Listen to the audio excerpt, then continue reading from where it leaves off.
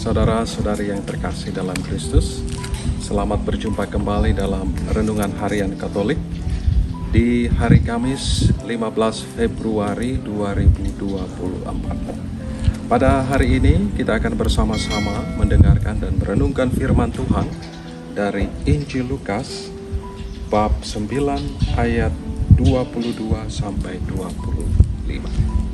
Dalam nama Bapa dan Putra dan Roh Kudus. Amin. Tuhan bersamamu dan bersama roh. Inilah Injil Tuhan kita Yesus Kristus menurut Lukas. Dimuliakanlah Tuhan.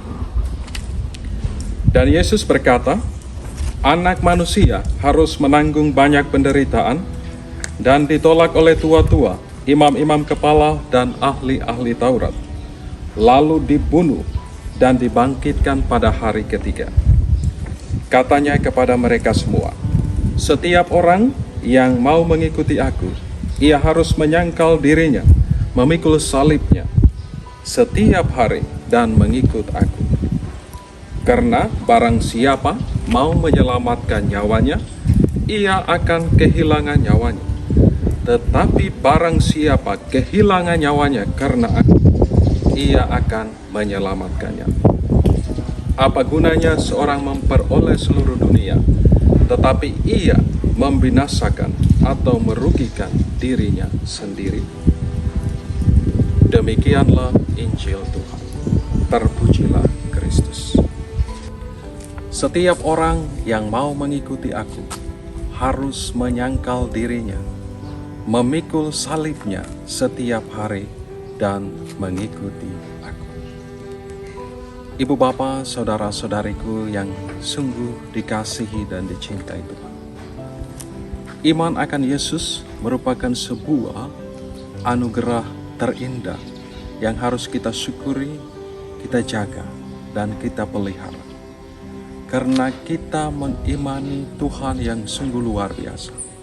Tuhan yang sungguh mengasihi dan mencintai setiap kita, hingga memberikan nyawanya sendiri untuk menghapus, membebaskan setiap kita dari kuasa dosa dan maut.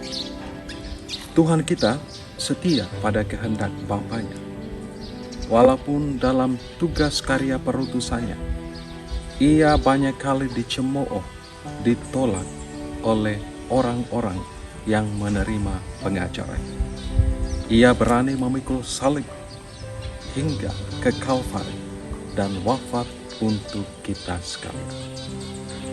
Hari ini Tuhan Yesus sendiri bersabda kepada kita sekalian bahwa Dia akan menderita, ditolak, dibunuh, dan bangkit pada hari ketiga. Yesus juga mengatakan bahwa setiap orang yang mau mengikutinya harus menyangkal diri, memikul salib, dan mengikutinya. Saudara-saudariku yang terkasih dalam Kristus, dengan demikian sangat jelas bahwa menjadi murid Kristus, kita juga harus siap dengan segala konsekuensi kemuridan kita dalam Kristus. Seorang murid tidak melebihi gurunya.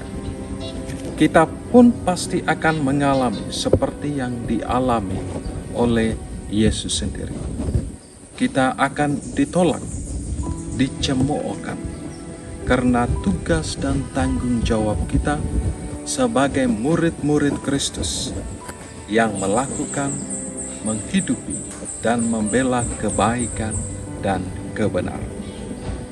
Namun, kita harus percaya dan bersukacita senantiasa, karena janji keselamatan menjadi bagian setiap kita.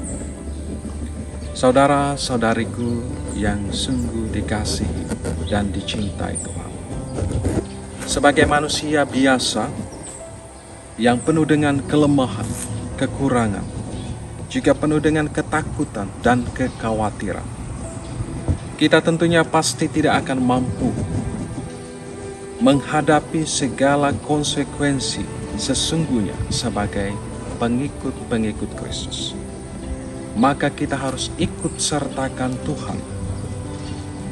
Kita membutuhkan pertolongan Tuhan sebagai sumber kekuatan kita.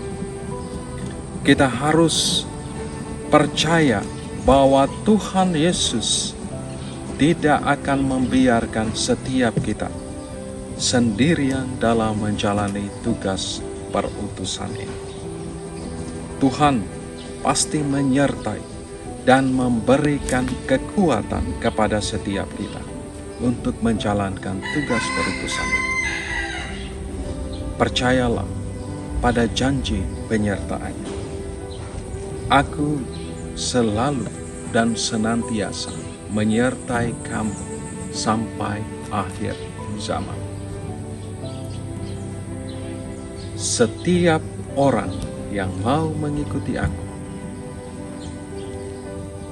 harus menyangkal dirinya, memikul salibnya setiap hari, dan mengikut aku. Berkat Tuhan beserta kita sekalian, Bapa, Putra, dan Roh Kudus. Amin.